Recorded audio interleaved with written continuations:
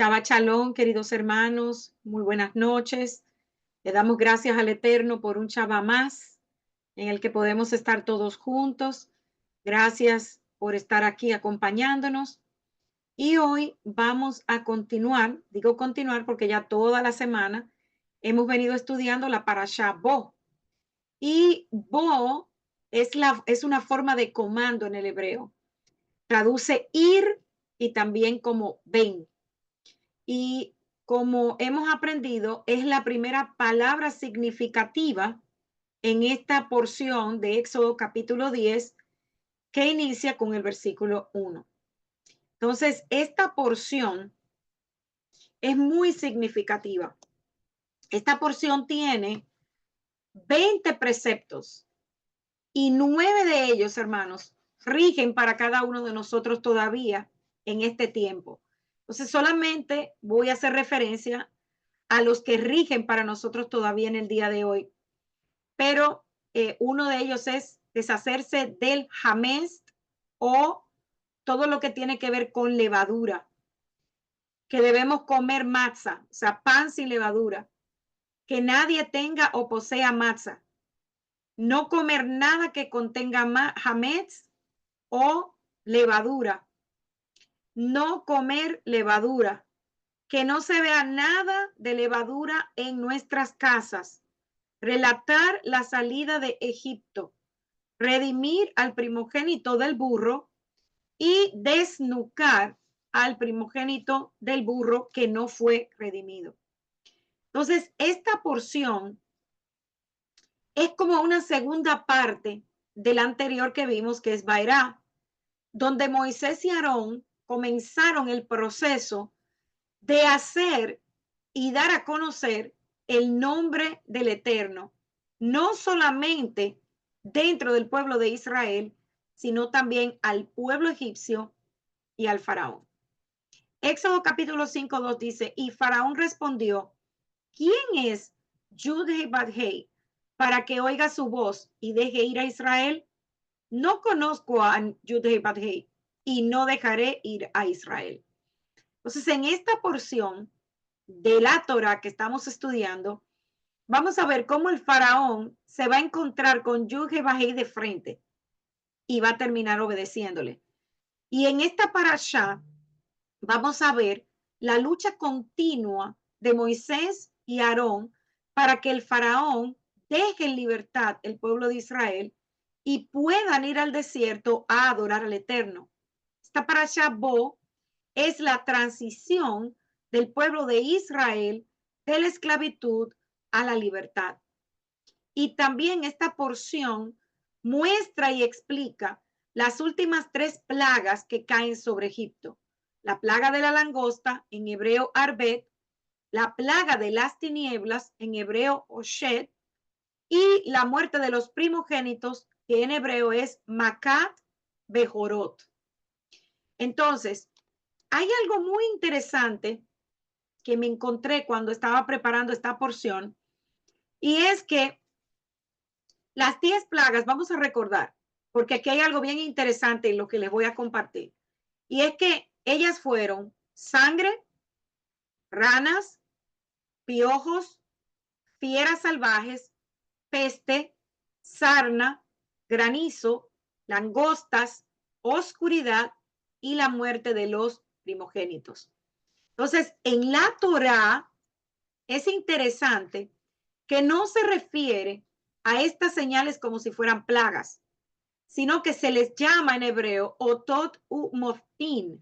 Lo voy a repetir. Otot u moftim. Esto lo que traduce es señales y maravillas. Así como tampoco nunca dice literalmente que fueron 10. Entonces, ¿cuál es el orden de las plagas y por qué vinieron así? Comienza de lo más débil a lo más fuerte de la naturaleza. Se ataca a toda la geografía de Egipto. Primero el agua, luego las ranas, que son anfibios, piojos, que ya están sobre la tierra, animales salvajes, peste y sarna. Se ataca a lo que está encima de la tierra, a los animales, con el granizo, langosta, oscuridad, se ataca desde el aire y en el aire. Y por último, la muerte de los primogénitos, es decir, a la raza humana. Y era, ¿verdad?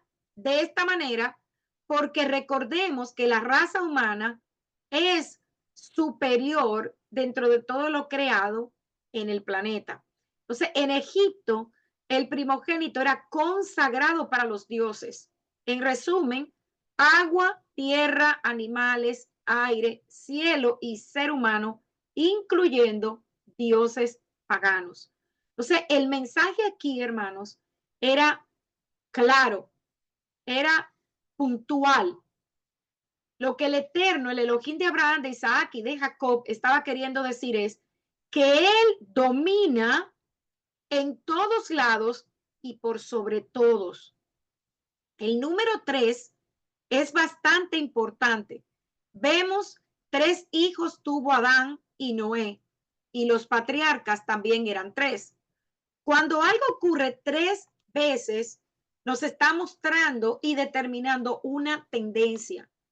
Entonces vemos aquí que estas señales y maravillas, ¿verdad? Venían en un orden dividido en 3 partes. También vemos que el estudio de la Torá se divide en 3 partes. Las plagas, vemos que hay 3 grupos de 3. Eso lo comenzamos a aprender la semana pasada. Y en cada uno de estos grupos hay 3 plagas. La primera viene con una advertencia fuerte. La segunda, la advertencia se hacía un poco más leve. Y la tercera llegaba sin advertencia. Entonces, en Salmos 78, en este salmo, es interesante, se nombran todas las plagas menos 3 de ellas: piojo, sarna y oscuridad. Y en lugar de ello, se dice enojo del Eterno. Entonces, faltan la tercera, la sexta y la novena. Miren esto, ¿eh? Y precisamente el factor común en estas 3 es que son golpes psicológicos. Tremendo. La sarna, la oscuridad y los piojos. Entonces, el Eterno enviaba 2 plagas corporales y la tercera un golpe que traía un daño psicológico. Pues los piojos sabemos que no causan la muerte, solo una molestia psicológica, algo así también como la sarna, que te ataca toda la piel, y la oscuridad. Entonces, las plagas comienzan desde lo más lejos en el agua, se acercan más, luego lo anfibio, luego en el aire, luego los animales, los que son las propiedades, luego las personas, su piel. Las langostas atacan la fuente de su subsistencia y la oscuridad inmoviliza, preparando al pueblo de Egipto para el último golpe, que fue la muerte de los primogénitos. Entonces vemos que las 10 plagas se dividían en 3 grupos de 3 cada una.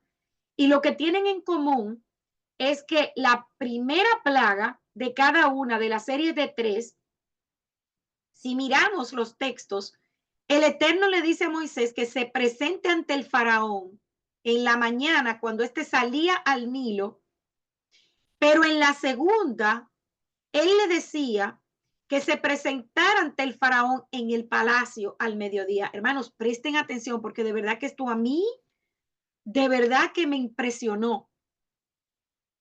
Y la tercera, la que llegaba sin advertencia previa y que generalmente se trataba de un golpe o una molestia psicológica, llegaba así repentinamente sin ningún tipo de advertencia. En las primeras 3, el Eterno le dice que el objetivo es para que sepan que Él existe. Éxodo 7:17 dice, con esto sabrás que yo soy el Eterno. Comienza en el Nilo, que los egipcios adoraban, y cuando el faraón iba a sumergirse en él bien tempranito en la mañana, para que los egipcios no se dieran cuenta de que en realidad también él iba a hacer su necesidad fisiológica, que él era un humano como cualquier otro. Y también o sea, el entendimiento de los egipcios era que él iba también temprano en la mañana a tomar ese poder que él tenía del Nilo cuando lo hacía temprano en la mañana. Entonces, en ese momento era que Moisés se presentaba como diciéndole que ni siquiera el Nilo lo iba a poder salvar de lo que venía.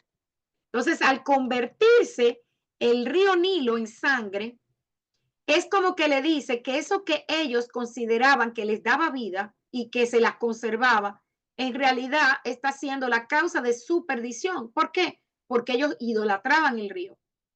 Pues sangre corriendo es el símbolo de muerte.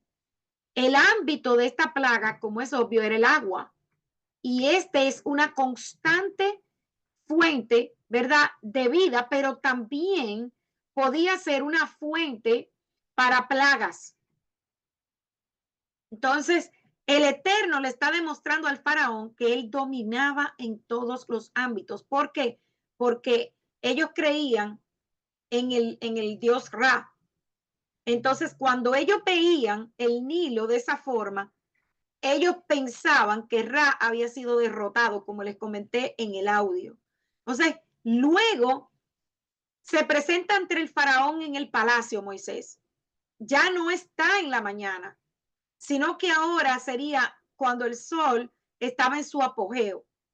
Es decir, cuando reinaba justamente este dios, Ra, la gran otra divinidad egipcia. O sea, la primera plaga en el Nilo fue un duro golpe, pues es lo que ellos creían que era el producto de su manutención.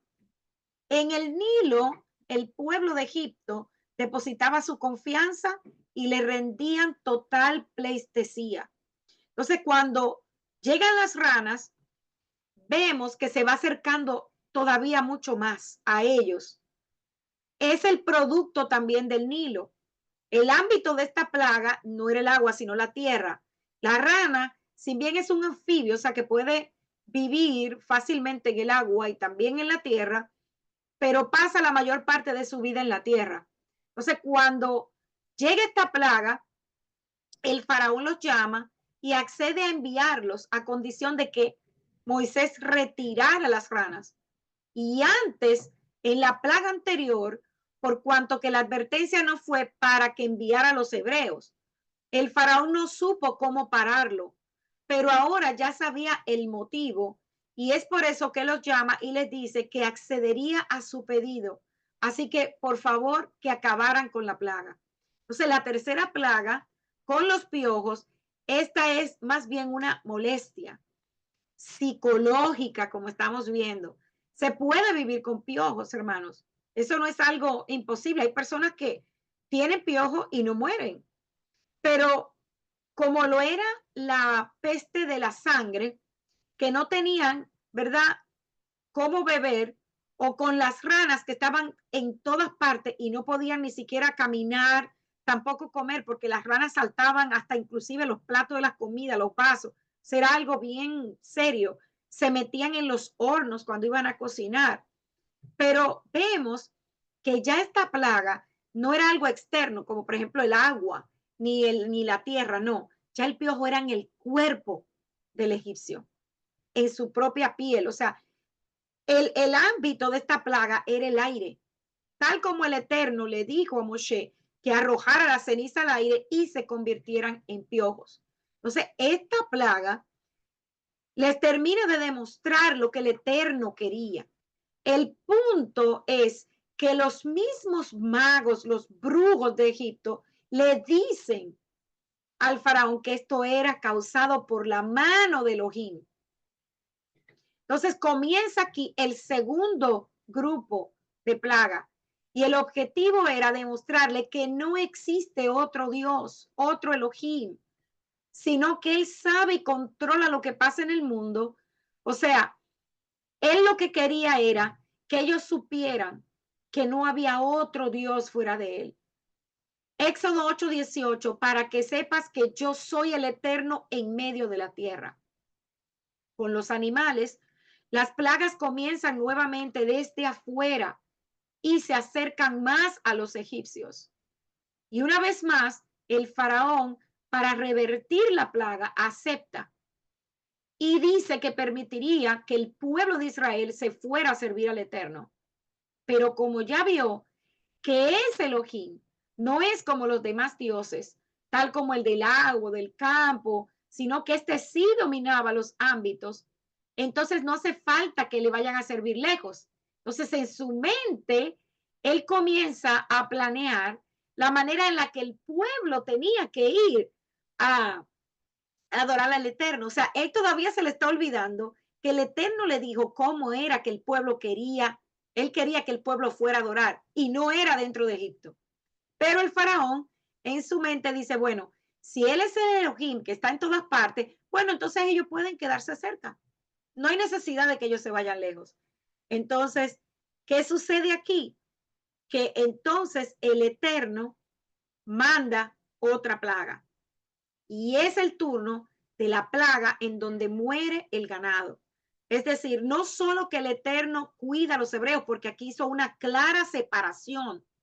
El ganado del pueblo de Israel no murió uno. Las plagas, vemos que entonces vuelven a acercarse todavía más a las posesiones de los egipcios. Y la tercera de este grupo era la sarna. Y esto es similar a la de los piojos, que causa una gran molestia.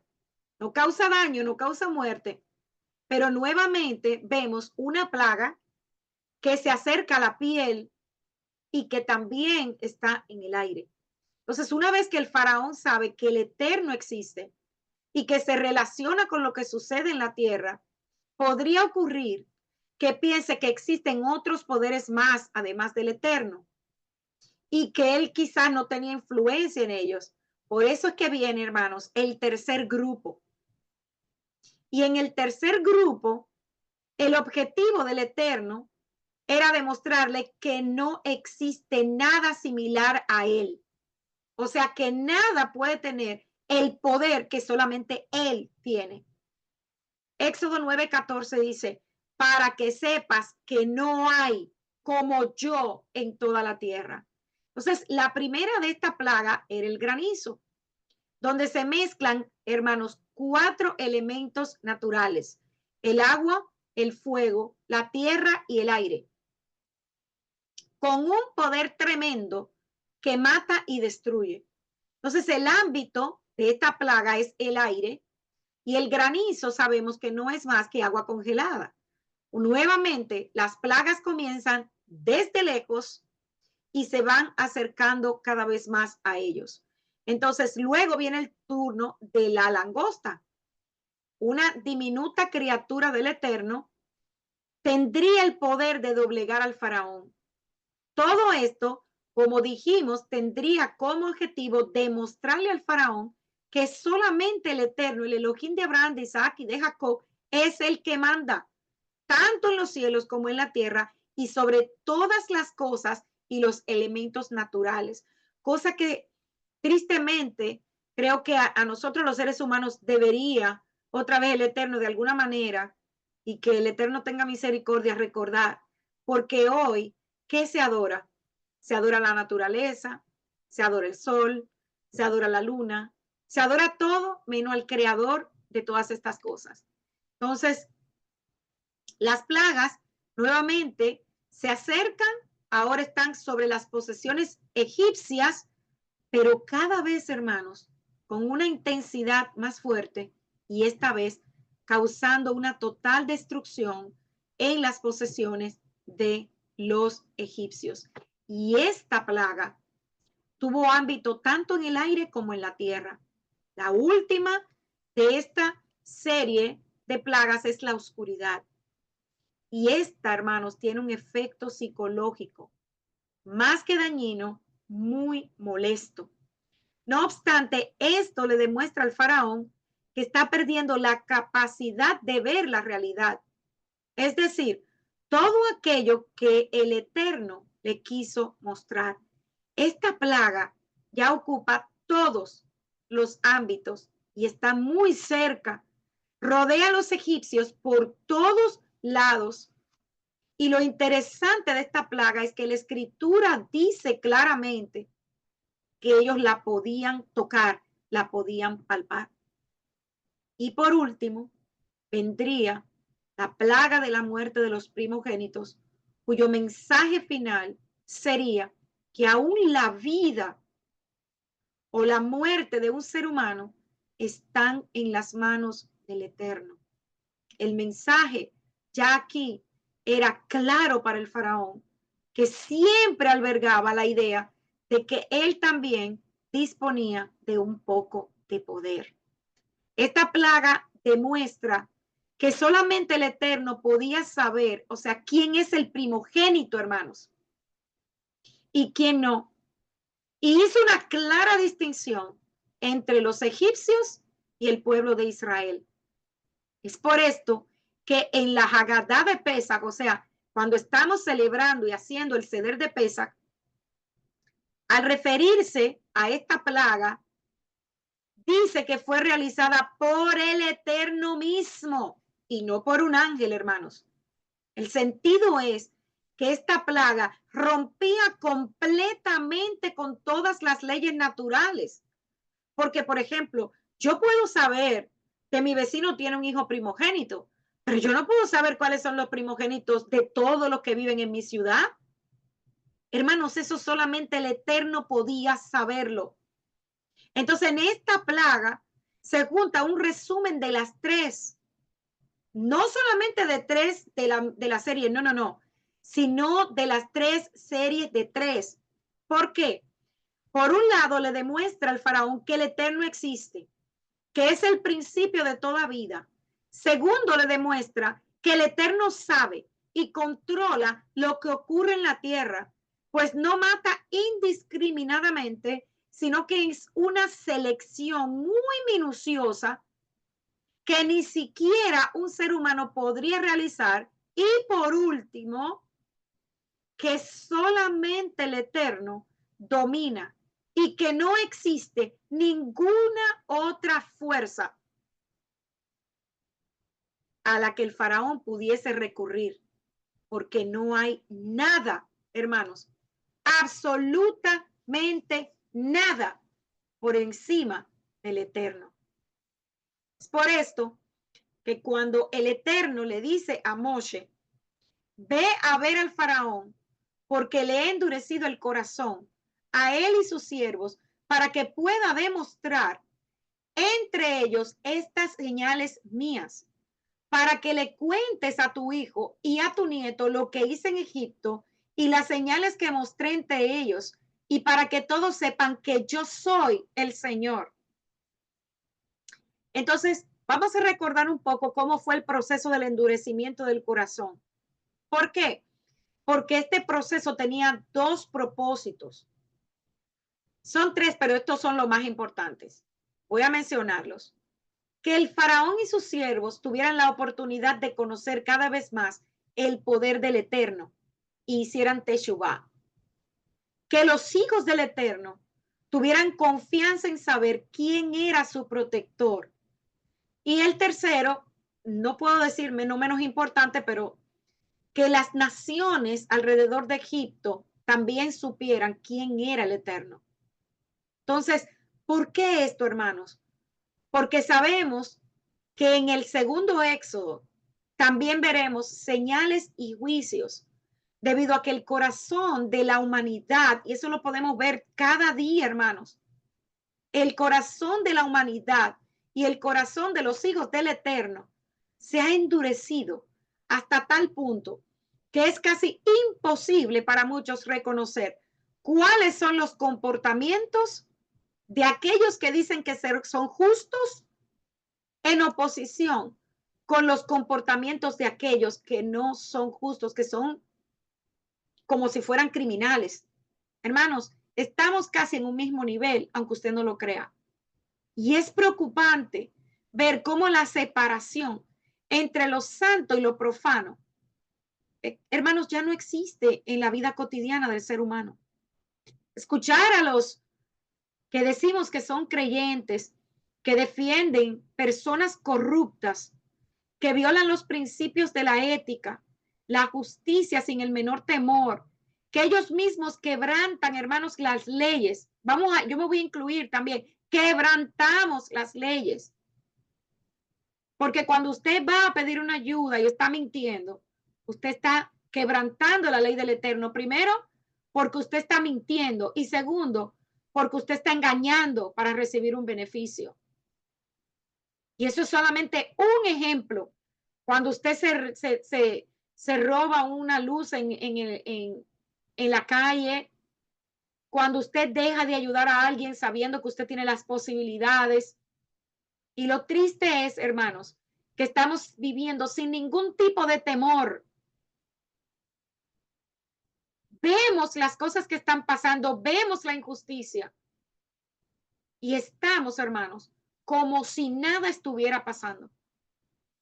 El profeta Jeremías dijo, en aquel tiempo, dice Adonai, quitarán de sus tumbas los huesos de los reyes de Judá, los huesos de sus príncipes, los huesos de los coanín, los sacerdotes, los huesos de los profetas y los huesos de los habitantes de Jerusalén. Los extenderán expuestos al sol, a la luna y a todo el ejército del cielo, a los que amaron, sirvieron, buscaron y adoraron. Los huesos no se recogerán ni se volverán a enterrar, sino que se dejarán tirados en el suelo como estiércol. Todos los supervivientes de esta malvada familia que permanezcan a donde quiera que los han llevado, preferirán la muerte a la vida, dice Adonai Sabaoth. Les dirás que el Señor dice, si alguna persona se cae, ¿no se vuelve a levantar? Si alguien se descarría, ¿no se devuelve? ¿Por qué siguen descarriando estas personas? ¿Por qué es tan persistente su retroceso? Se aferran al engaño y se niegan a regresar. Escuché atentamente, pero no decían nada bien. Nadie se arrepiente de su maldad, diciendo qué he hecho. Cada uno huye en su propia dirección, como un caballo que se lanza de cabeza a la batalla. Las cigüeñas en el cielo conocen sus estaciones, palomas, golondrinas y grullas sus tiempos de migración, pero mi pueblo no conoce los decretos de Adonai. ¿Cómo puedes decir, somos sabios? La Torá de Adonai está con nosotros cuando en realidad la pluma mentirosa de los escribas la ha convertido en mentira. Los sabios son avergonzados, alarmados, atrapados, han rechazado la palabra de Adonai. Entonces, ¿qué sabiduría tienen? Por tanto, daré sus mujeres a otros y sus campos a los que se apoderen de ellos. Porque desde el más pequeño hasta el más grande, todos son codiciosos de ganancias. Tanto los profetas como los sacerdotes practican el fraude. Vendan la herida de la hija de mi pueblo, pero solo superficialmente, diciendo, hay shalom perfecto, cuando no hay shalom. Deberían avergonzarse de sus abominaciones, porque no se avergüenzan en absoluto, no saben cómo sonrojarse. Así que cuando otros caigan, ellos también caerán. Cuando yo los castigue, tropezarán, dice Adonai. Voy a poner fin a ellos, dice el Señor. No hay uvas en la vid, ni higos en la higuera. La hoja se ha marchitado y lo que yo les he dado pasará de su posesión. Hermanos, sin santidad nadie verá al Eterno. Y en el primer éxodo, la Torá no había sido entregada al pueblo, pero hoy nosotros tenemos la Torá y nosotros somos responsables. Y a pesar de que en el primer éxodo es posible que ellos se hayan olvidado de quién era su Elohim y muchas de las enseñanzas todavía se mantenían y se enseñaban. Recordemos que era tal la esclavitud que ellos no podían adorar, ellos no podían hacer las cosas que el Eterno pedía. Pero nosotros hoy estamos en libertad y no estamos haciendo caso de su palabra. Y tenemos que entender que estamos en el tiempo del fin. La protección del Eterno vendrá sobre todos los que con un corazón circuncidado y llenos del Espíritu Santo, o sea, su espíritu de santidad, guarden su palabra con temor y temblor, no como yo quiera, hermanos, ni como estaba haciendo el faraón, imaginándome, no, si el Eterno me conoce, Él conoce mi corazón. Eso no es así, hermanos. Eso no es así. Él dio en su palabra todas las instrucciones. No es como yo me lo imagine, ni como yo lo quiera adaptar. Es como Él quiere. Y de la manera en que Israel fue sostenido, fue mantenido en Egipto, así, hermanos, la palabra promete que las plagas en el final de los tiempos no tocarán nuestras vidas si estamos en obediencia, como estamos aprendiendo en esta parashá. Si nosotros nos mantenemos firmes, guardando sus preceptos, guardando su Torah, guardando su Shabbat, conmemorando sus fiestas, usted se dio cuenta cuántas veces el texto decía que esto era un sello del Eterno en nuestra frente y en nuestra mano.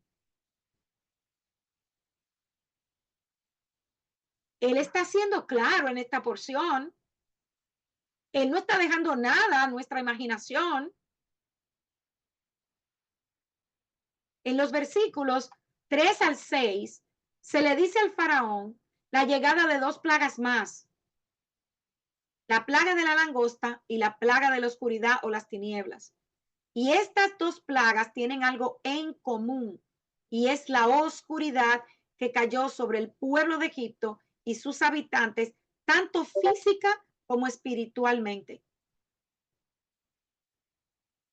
Esto nos demuestra cómo el corazón del faraón estaba cada vez más endurecido, pero también nos muestra la condición de confusión espiritual y debilidad que ya estaba formado en su carácter. Esto puede parecer contradictorio, pero el endurecimiento fue causado por el Eterno, primero para demostrar su poder y poner su nombre por encima del nombre de todos los dioses paganos conocidos en Egipto en ese tiempo, pero también mostrar el mal, hermanos, que estaba en lo profundo del corazón del faraón. Su confusión fue causada por no poder controlar lo que estaba sucediendo y la fuerza y la grandeza del Elohim de Israel, a quienes ellos no conocían. Entonces, estos signos tenían dos objetivos principales, amados. Primero, mostrando al egipcio su poder. Era obvio que los egipcios, ¿verdad?, entendían o iban a entender que su nación estaba siendo azotada por plagas, mientras que los hijos de Israel permanecían ilesos, no eran tocados por ellas. Y también dar testimonio para las futuras generaciones de los hijos de Israel.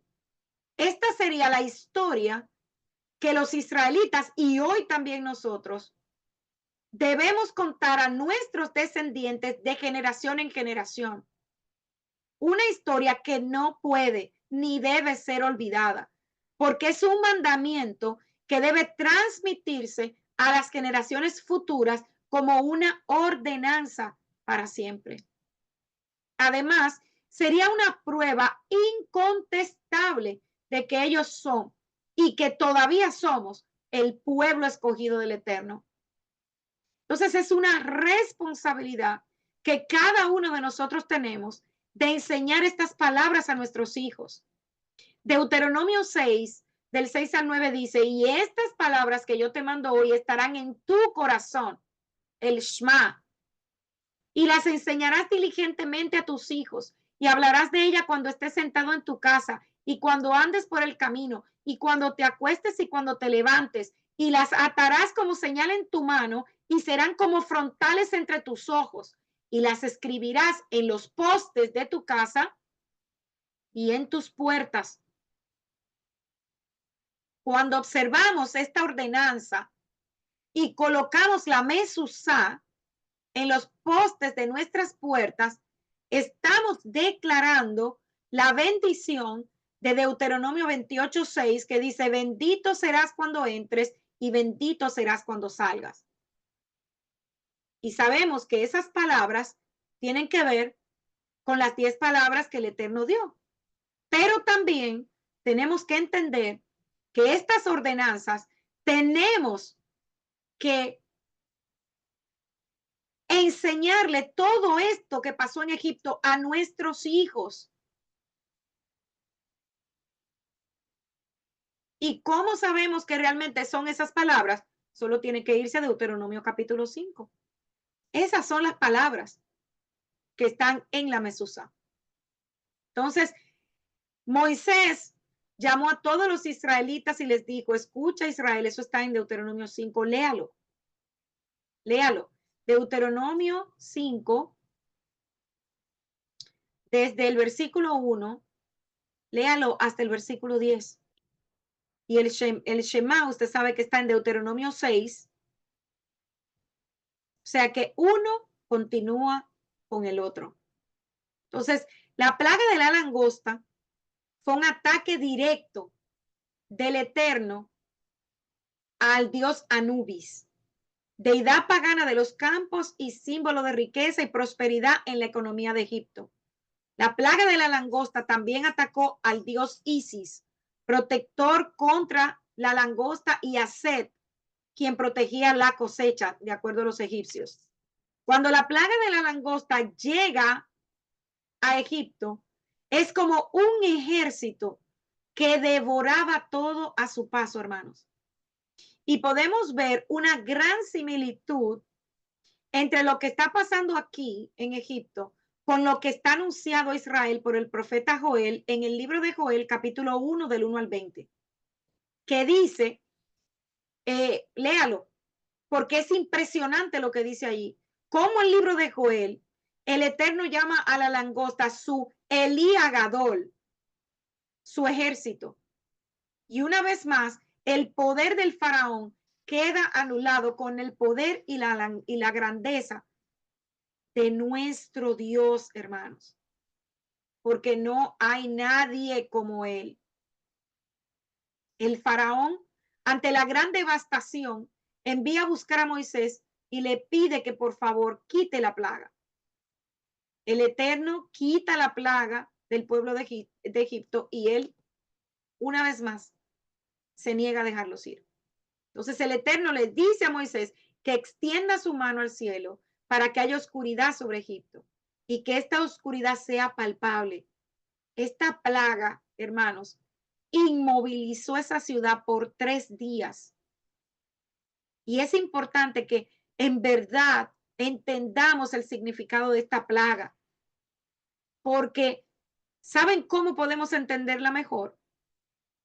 Cuando leemos Deuteronomio 28, del 28 al 29, que dice: esta plaga no solo trae oscuridad física, esto trae confusión de la mente, opresión, y nada de lo que se hace prosperará.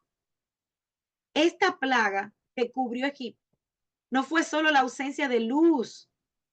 Incluso si se encendía fuego, no emitía luz. Usted puede, pensar en eso.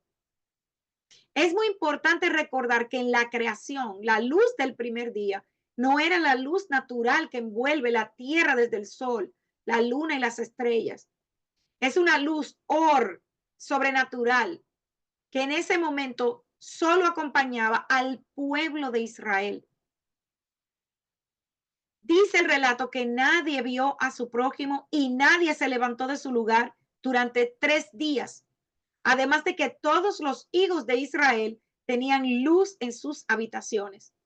Sin embargo, las tinieblas reinaban entre los egipcios, pero la luz de la presencia del Eterno estaba con sus hijos, con su pueblo, Israel.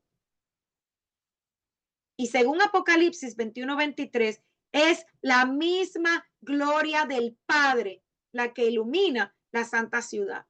Entonces, esa densa oscuridad es la ausencia absoluta de la presencia del Eterno. Miren lo que dice el libro de Job, capítulo 10, versículo 21. Antes de irme, para no volver jamás a la tierra de las tinieblas y de la sombra de la muerte, tierra de tinieblas tenebrosa como sombra de muerte y sin orden, y cuya luz es como de esas tinieblas. Por eso, la promesa del Eterno fue en Salmo 23:4, aunque ande en el valle de sombra de muerte, no temeré mal alguno, porque tú estarás conmigo.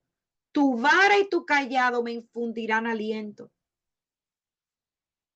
Y primera de Pedro 2:9 dice, mas ustedes son linaje escogido, real sacerdocio, nación santa, pueblo adquirido por Dios, para que anuncien las virtudes de aquel que los llamó. ¿De dónde? De las tinieblas a su luz asombrosa. Entonces, esta plaga de tinieblas llegó sin previo aviso a Faraón. El Eterno instruyó a Moisés a levantar sus manos al cielo y las tinieblas llegaron a Egipto. La plaga de la oscuridad fue un ataque directo a Ra, o como también es conocido, Amón-Ra, el dios del sol.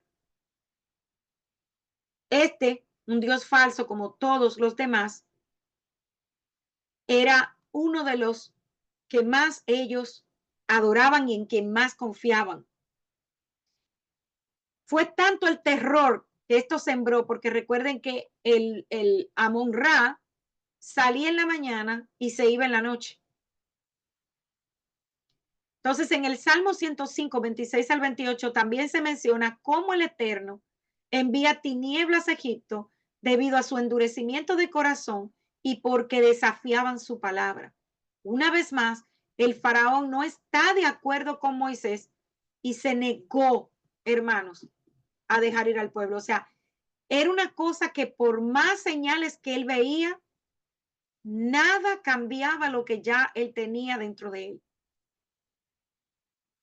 ¿Puede alguno de nosotros, los seres humanos, engañar al Eterno? No. El Eterno sabía lo que iba a pasar y él se lo anunció a Moisés desde mucho antes. Él sabía el endurecimiento del corazón que había en el faraón, los pensamientos, sus sentimientos. Él ve y sabe todo, hermanos. Antes de que suceda, el Eterno ya sabe lo que va a pasar. Y estas plagas tienen un mensaje importante para nosotros hoy día. La escritura dice en Eclesiastés capítulo 1, versículo 9, lo que ha sido es lo que será, y lo que se ha hecho es lo que se hará, y no hay nada nuevo bajo el sol. Y la plaga de las langostas se anuncia una vez más en el libro de Apocalipsis, capítulo 9, del 1 al 12.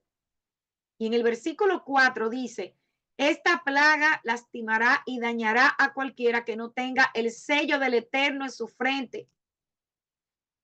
¿Cuál es ese sello? Apocalipsis 9 del 1 al 4 dice que el quinto ángel tocó su chofar y vio una estrella que había caído del cielo sobre la tierra y se le dio la llave del pozo que conducía al abismo. Abrió el pozo del abismo y del pozo salía humo, como el humo de un gran horno. El sol se oscureció y también el cielo por el humo del pozo. Entonces del humo salieron sobre la tierra las langostas y se les dio un poder como el que tienen los escorpiones en la tierra. Se les mandó que no dañaran la hierba de la tierra, ni la planta verde, ni ningún árbol, sino solo al pueblo que no tenía el sello de Dios en la frente. O sea, al final de los tiempos, contrario a lo que pasó aquí en Egipto, que en Egipto las langostas solamente destruyeron árboles, semillas, frutos, pasto. En Apocalipsis, las langostas no van a dañar nada, ni planta, ni hierba, ni nada, ni árbol. Van a dañar al que no tenga el sello del Eterno. Y en esta porción encontramos estas palabras en Éxodo 13:7. Se comerán panes sin levadura, ya cambiando a las fiestas. Pero fíjense, porque quiero que entendamos qué es lo que es el sello del Eterno. Dice, se comerán panes sin levadura durante 7 días y no se verá entre ustedes nada con levadura ni levadura en todo su territorio. Y se lo dirás a tu hijo aquel día diciendo, esto se ha hecho a causa de lo que el Eterno hizo conmigo cuando me sacó de Egipto. Y será como una señal en tu mano y como un memorial delante de tus ojos para que la Torá del Eterno esté en tu boca, porque con mano fuerte el Eterno lo sacó de Egipto. La salida de Egipto es precedida por Pesach, la redención del Cordero, y por panes sin levadura, que representa la separación entre lo santo y lo profano, entre lo que es limpio y lo que es indigno. Entonces, quitar la levadura del pan es quitar el pecado de nuestras vidas y establecer un principio de santidad que nos permitirá estar bajo la protección del Eterno. Y la separación, o sea, esa santidad coloca en nuestras frentes ese sello del Eterno. Entonces, la función principal de una marca o sello es distinguir una cosa, un objeto o una persona de otra. Esta marca indica un origen y personaliza o separa algo de los demás. Y la escritura explica que el pueblo del Eterno tiene 3 marcas importantes. El pacto hecho con Abraham y sus descendientes para ser el pueblo del Eterno, que está sellado con la circuncisión física, que le recordaría al pueblo que están separados por el Eterno, pero también lo espiritual, la circuncisión del corazón. En su tiempo, porque por cuestión de tiempo no lo puedo leer completo, lea el capítulo 17 de Génesis y Deuteronomio 36.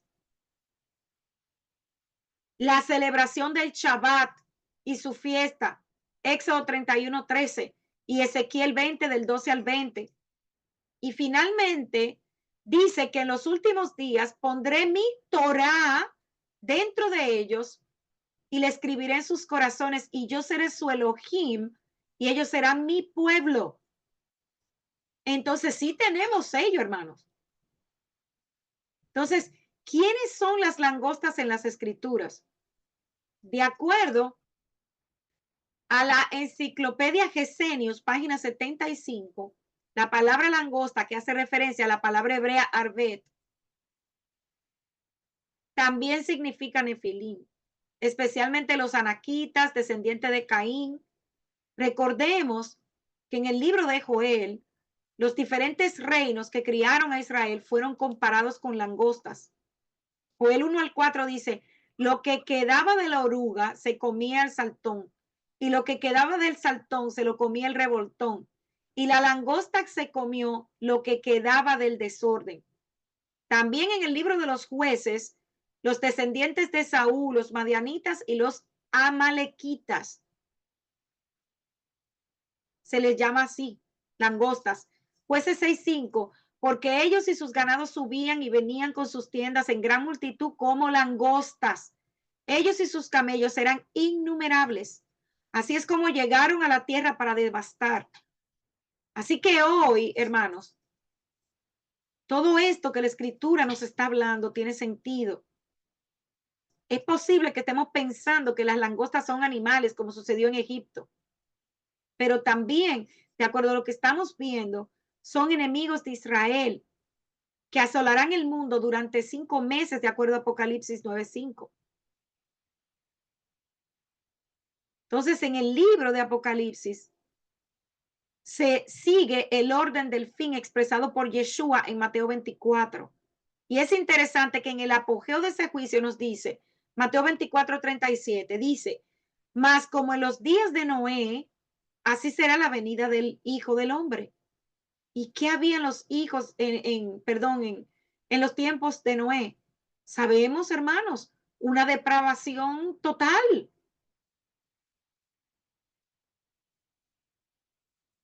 Y la combinación de ADN. ¿Qué está pasando hoy día? ¿Qué se está mezclando hoy día? No lo voy a decir con detalle porque me pueden quitar el video. Pero ustedes saben la mezcla que se está haciendo hoy día. Entonces, Apocalipsis continúa diciéndonos que el rey de las langostas es Abadón. Apocalipsis 9:11 dice, y tienen por rey sobre ellos el ángel del abismo, cuyo nombre es en hebreo Abadón y en griego Apolión.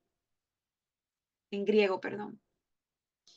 Entonces, como sucedió en Egipto, la destrucción no podrá tocar a los verdaderos hijos del Eterno, a los que están sellados para protección. Entonces, lo importante aquí es que cada uno de nosotros meditemos. No es que ahora nos pongamos a nosotros a mirar al hermano para ver quién tiene marca visible o no. No, hermanos, este no es el objetivo. El objetivo es que nosotros meditemos y analicemos si como parte del pueblo de Israel, nosotros realmente hemos sido sellados y hemos sido separados por el Eterno. No lo que tú pienses ni lo que yo piense. Pregúntate tú en la intimidad, ¿realmente el Eterno me ha sellado a mí? Entonces, ¿estamos tomando las medidas necesarias para realmente salir de Egipto, que es el mundo hoy día? ¿Estamos caminando en las promesas del Eterno como pueblo de Él, como su pueblo? La Torá nos hace libre, nos sella, nos separa. Y es importante que nosotros estemos aprendiendo, pero por sobre todas las cosas, que lo vivamos, hermano. Es por eso que cada vez que nos reunimos, siempre usted me oye orar y decir que seamos hacedores de su palabra, no solamente oidores.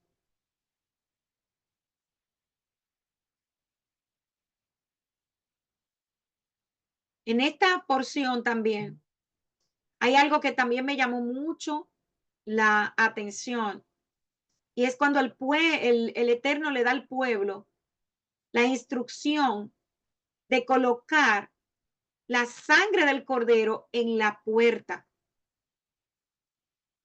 Y no sé si usted sabe, hermanos, que la mayoría de las culturas antiguas consideraban que las puertas eran lugares muy importantes para sus dioses. Recordemos que hemos aprendido que incluso en Israel habían jueces que se sentaban en las puertas, donde encontraron los ángeles a Lot en la puerta de la ciudad. Entonces las puertas mismas estaban unidas, ¿verdad? A un Dios que en la antigüedad ellos veneraban. Había un Dios romano que se llamaba Forculus, que era el Dios doméstico de las puertas para ellos. Como la puerta era un santuario, allí era donde ellos iban y lo veneraban. La entrada era su reino y él específicamente protegió, según ellos, la integridad de Roma. Entonces las puertas siempre eran grandes pasillos donde el Dios que era prominente para ellos y donde su representante, generalmente el rey, servía como su embajador. Entonces, esa entrada era el reino sagrado entre lo exterior y lo interior de la casa. Por lo tanto, pasar el umbral significaba pasar de un dominio a otro, lo que elevaba el estado de uno. Entonces, la entrada era un lugar de protección, de refugio y asilo provisto por la deidad. Y quiero dejar algo muy claro. No es que el Eterno estaba copiando lo que hacían las naciones, no. Es que el Eterno siempre enseña a su pueblo con las cosas que ellos veían y conocían, con lo que podían entender.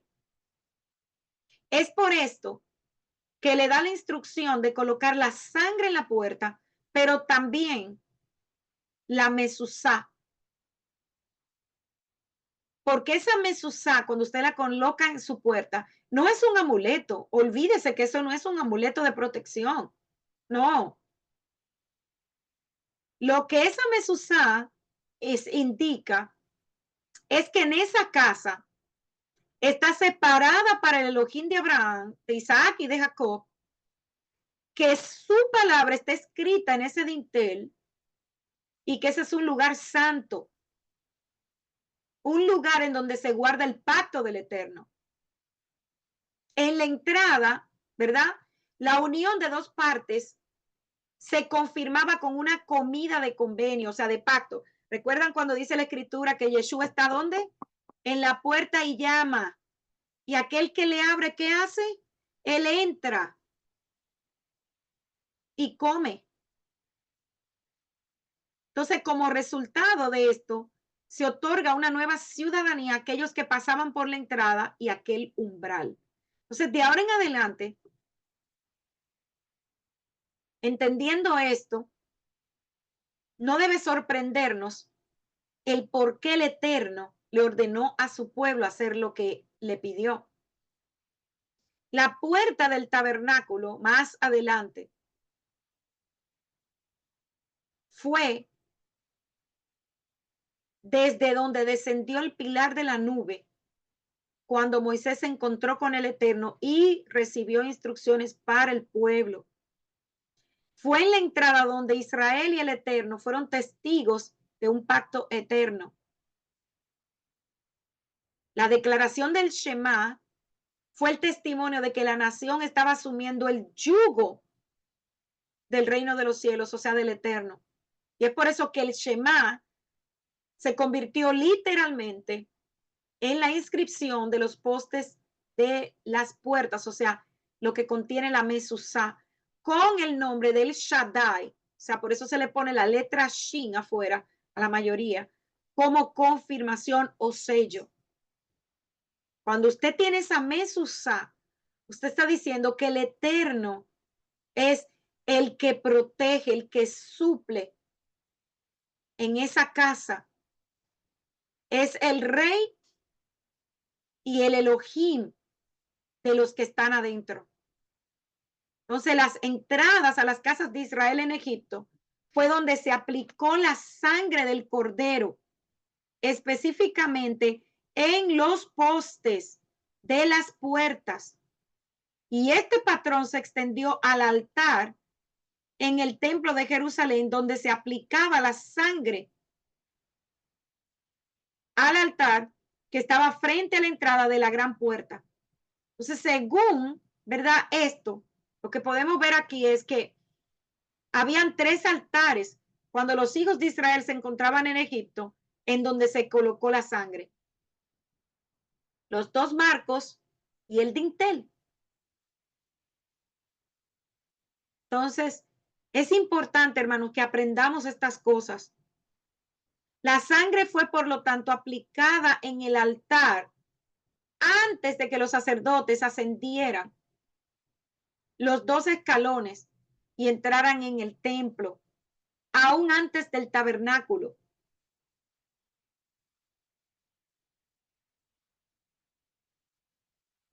Qué maravilloso es el Eterno.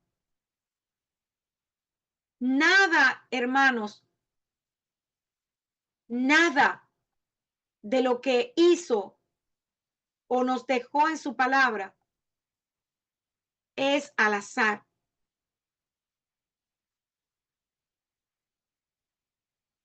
Entonces vemos que en esta porción se nos da la instrucción para el Pesaj, una conmemoración que pronto nosotros vamos a conmemorar un año más.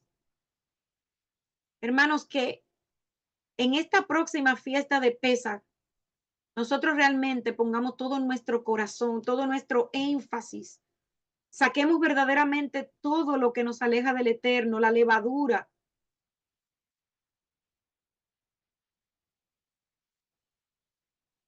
Y vemos que Yeshua, nuestro Cordero de Pesaj, cumplió con todo. El pueblo fue llamado que el día 10 de Aviv debían ir y tomar un cordero. Se debía inspeccionar porque no podía tener defecto. Debían de guardarlo por 4 días e inmolarlo en el día 14 entre las 2 tardes. Su carne tenía que ser asada y se comía con panes sin levadura y con hierbas amargas. Y la sangre tenía que ser puesta en los dinteles y los postes de las casas de todos los hijos de Israel. Al hacer esto, Esa sangre sería la señal para que el ángel del Eterno no entrara en esa casa y hubiese muerte dentro de ella. Entonces, Pesach, su raíz es de la palabra pasaj, que es pasar sobre. Y lo que conmemoramos es cuando el ángel pasó por sobre las casas de Israel. Aparte de estos elementos, ¿verdad? Hoy día tenemos 4 copas para recordar cada palabra que el Eterno le dio a su pueblo. Y es bueno que nosotros recordemos que la sangre únicamente se puso en los dinteles de las puertas en aquel Pesaj. Eso no es para hoy, porque ya Yeshua, al morir en el madero, derramó su sangre por nosotros. Entonces, aquella noche de ese Pesaj, cuando el pueblo salió de Egipto, es única. Lo que nosotros hacemos hoy día es una conmemoración, un recordatorio. Pesaj es también el Cordero. Y Pesaj es el inicio de la libertad del pueblo de Israel como pueblo. Se le dio un nuevo calendario. El Eterno cambió totalmente la vida de su pueblo cuando sacó a Israel de Egipto. Pesaj, he aquí el Cordero.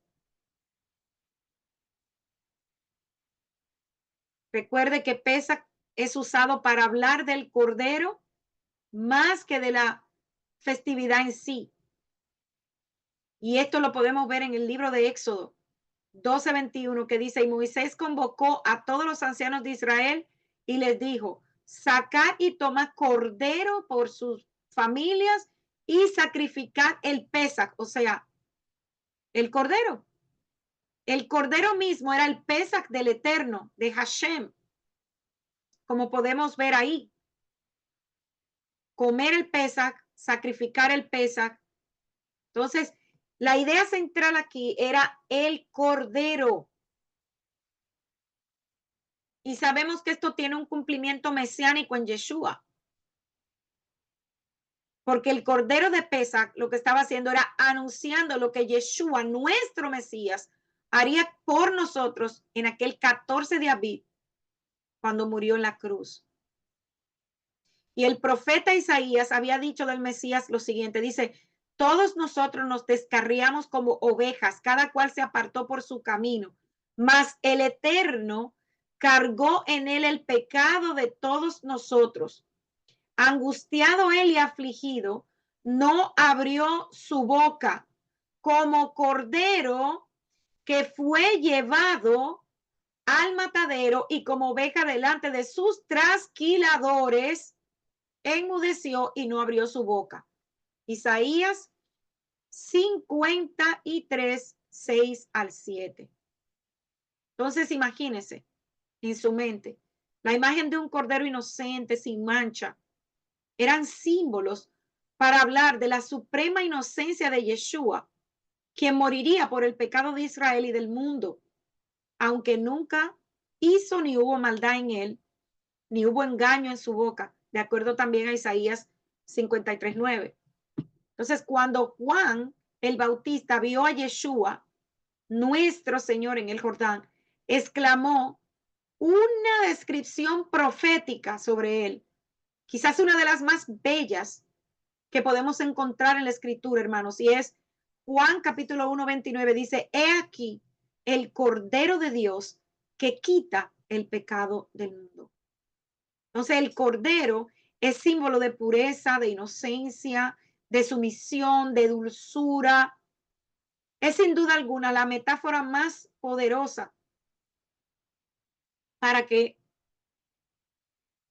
podamos tener una descripción de Yeshua: inocente, íntegro, sin mancha, sumiso a la voluntad de su padre mientras él estuvo aquí en la tierra como hijo. Y no es casualidad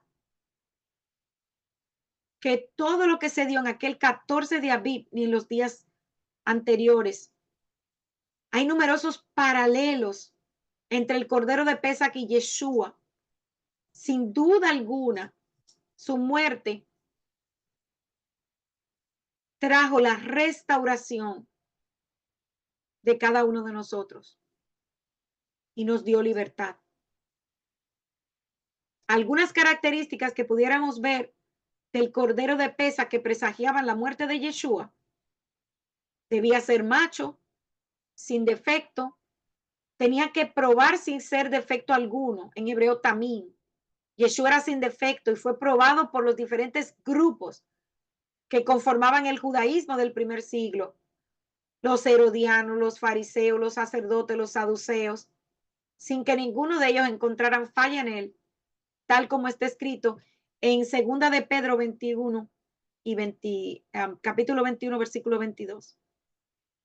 Dice: pues para esto fuisteis llamado, porque también el Mesías padeció por nosotros, dejándonos ejemplo para que sigan sus pisadas, el cual no hizo pecado, ni se halló engaño en su boca. Lo repito, segunda de Pedro, capítulo 2, versículos 21 al 22. Y nadie le podía responder palabra ni osó alguno desde aquel día preguntarle más. Mateo 22, 46. El cordero debía ser inmolado el 14 de Abib. Yeshua murió precisamente ese día, el 14 de Abib, entre las 2 tardes. Y su cuerpo retirado de la cruz antes de la puesta del sol, como está escrito en Juan capítulo 19, versículo 31. El cordero debía ser inmolado entre las 2 tardes. Éxodo 12, 6, y vemos su cumplimiento porque Yeshua murió precisamente a las 3 de la tarde, la hora novena, según el cálculo judío del primer siglo. Y como nos relata Mateo 27, 46, 50. Ningún hueso del cordero debía ser quebrado. Éxodo 12, 46. Ningún hueso de Yeshua fue quebrado por los romanos, pues ya había muerto y no hubo necesidad de eso para acelerar su muerte. ¿Dónde vemos su cumplimiento? Juan capítulo 19, 33 y versículo 36. El cordero debía ser comido con panes sin levadura y hierbas amargas, de acuerdo a Éxodo 12, 8. Y esto nos habla de la inocencia de Yeshua, que nunca pecó. No hubo corrupción en él. ¿Dónde vemos el cumplimiento? En el relato de su muerte. La sangre del cordero, al ser aplicada en las puertas de las casas de los hijos de Israel, trajo libertad al pueblo de Egipto. De igual manera, hermanos, la sangre de Yeshua nos ha librado del poder del pecado y ahora somos libres para poder servir al Eterno. Así como no hubo muerte en ninguna casa donde estaba la sangre del cordero en las puertas, su sangre nos ha limpiado y no habrá muerte eterna para ninguno de nosotros, como dice Romanos capítulo 8, versículo 1. Ahora pues ninguna condenación hay para los que están en el Mesías Yeshua. Entonces en Pesach hay 2 remembranzas. La primera es la libertad física de los hijos de Israel de la tierra de Egipto, que debe ser recordado año tras año por nosotros los creyentes. Y la segunda es la muerte de nuestro Adón, precisamente en un 14 de Abib, el mismo día en que se inmolaba el cordero de Pesach. El Eterno nos perdonó todos nuestros pecados y por sus llagas hechas como cordero llevado al matadero, hemos sido sanados. Yeshua es nuestro cordero de Pesach. En su primera venida, vino como un cordero llevado al matadero para poder ser ese sacrificio por nuestros pecados. Podemos decir que nuestro Pesach, nuestro Mashiach, nuestro Yeshua ya fue sacrificado por nosotros. Ahora, ¿cuál debe ser nuestra actitud? Guardamos mandamiento por aquel que nos amó y que dio su vida por cada uno de nosotros. Shabbat Shalom, queridos hermanos. Hasta aquí la reflexión del día de hoy. Espero que haya sido de mucha bendición para ustedes, como también lo fue para mí.